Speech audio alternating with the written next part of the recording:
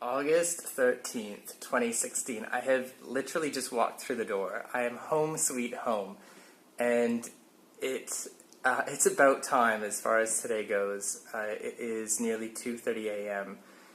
There was flight delays everywhere, and it just took forever. There was 2 flights to get here from Shenyang.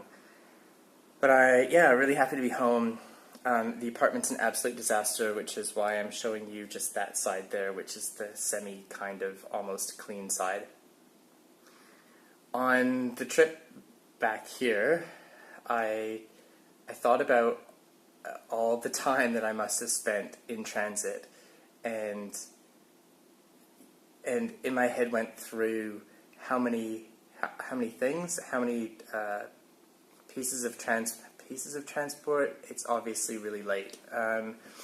Modes of transport that I took, and I worked it out to be 3 ferries. Was it 13 flights,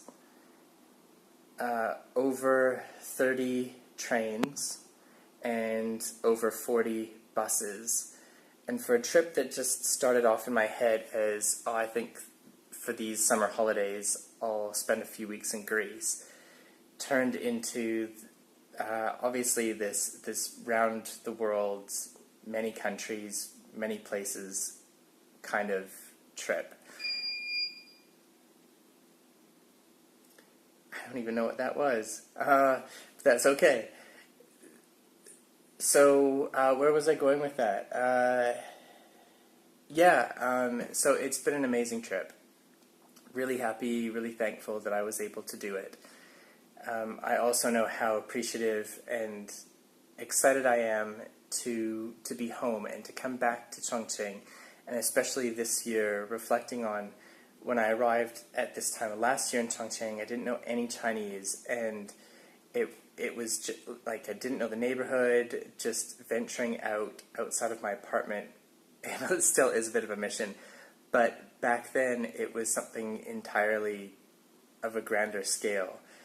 And now I can just arrive, hop in a taxi, tell them exactly where I need to go, and feel confident and comfortable with my ability in Chinese and my understanding of how the country works, enough to be able to get myself around happily.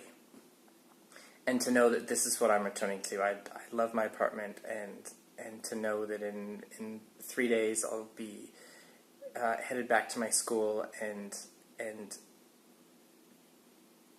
continuing on with an amazing job that I love. So I'm really happy that I've had an amazing 7 weeks of holiday, but really looking forward to the things ahead.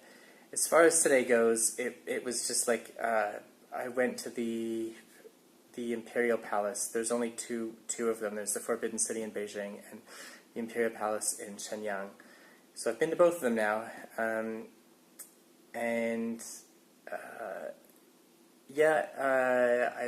did go a little bit of shoe shopping, but I didn't buy anything because I just thought it just wasn't going to happen today. So I caught like a 1 o'clock bus to the airport, even though my flight wasn't officially meant to leave until 7 o'clock, which ended up being like 9 something or whatever. So there was a lot of time just sitting at the airport, and I was happy with that. Like, I got plenty of reading done, and just wandered. So, it was all right. It was all right. Anything else that I needed? So if you've watched, I assume that you've watched more than this final one for video blog posting. So to everybody that has watched these, thank you. Thank you for having a look and for having a listen. I hope that there are more trips like this. I know I've got another sort of shorter one coming up in the next few weeks. But as far as these long extended trips goes, hopefully there is a part 3 to Ian's Ocean. But for now, I'm just definitely looking forward to settling in back home and just enjoying Chongqing for at least the next few weeks.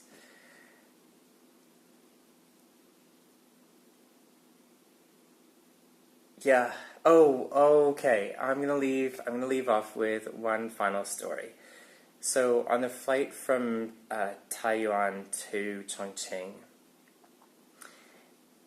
I was sat next to a mom and her son, which was cool. I I was happy with that. They were lovely people, and then I I don't exactly know how it happened, but I know I think maybe I was dozing or something. But I was just in my seat, just doing my own thing, and next thing I know, there was this ah, and this extremely apologetic mum, and then as all that was going on, uh, I realized there was something wet happening on my seat, and either her or her son had spilled the orange juice all over me, and it wasn't a huge because I like if I it wasn't a huge big deal because I knew that this was the last flight and I was getting home to Chongqing and I could just throw my stuff in the wash machine anyway. So I just got up and she was so apologetic. She didn't speak a word of English, but that I totally picked up on how apologetic she actually was. She's giving me all these tissues to mop everything up from my seat, but the seat was it was covered in orange juice just as I was. And so I said, oh, it's okay, don't worry about it. And then not wanting to sit back down in the seat because otherwise it was icky. So I got up and I talked to one of the crew, and they said that I could move seats, and I was like, yep, perfect, that suits me. And then so I was and so the good news out of that was that they found me a seat right up front of the plane. I was 18 rows back, and normally that takes forever to get off a plane 18 rows back. And so they put me in row 3, super happy. I was like, yeah, I'm going to get off this plane really quick and into a taxi when I get back to Chongqing. So I thought I should probably at least wash my hands and get rid of some of this orange juice. And so I went to the toilet, which I was sitting right next to. I pushed it open, and there is a woman doing all of her business, all of her business. It's these first time Chinese flyers, they just don't seem to invest in the time to read instructions, to pay attention to things that might be useful, things that might save them some embarrassment. Because this lady, her eyes, they grew 20 times the size. It was like it hadn't even occurred to her that she might have to lock the door, or that it may say vacant on the outside if she didn't lock the door. I don't know. But whatever, I saw a whole lot more than I ever wanted to. So I closed the door real quick, and then the guy that I had been speaking to about the seat change, he witnessed all that, and he was like, and so anyway, that was enough for me. I didn't even there was no washing of hands. There was nothing. I was like, I'm just gonna go sit down in my seat and pretend like nothing ever happened, and I would just keep sitting in my seat, because hopefully that will reduce the likelihood of any more orange juice getting spilled on me, seeing any more ladies in the toilets doing their business. It's going to be a peaceful trip from here on in, and thankfully it was. We only had half an hour left of the flight. So it seems like these sorts of things happen on almost every flight that I'm on in China. Any domestic flight, there's always really crazy stuff that goes on. Really, really crazy stuff. And so today was just yet another example of wackiness on planes, and thankfully I just saw in the news that China is imposing really serious fines for disorderly Chinese and people that don't follow basic decency on planes.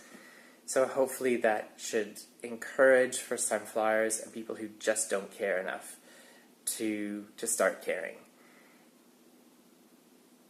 But having said that, like, it did feel like both of the things that happened on the flight today were genuine accidents, and they were not intended, for sure.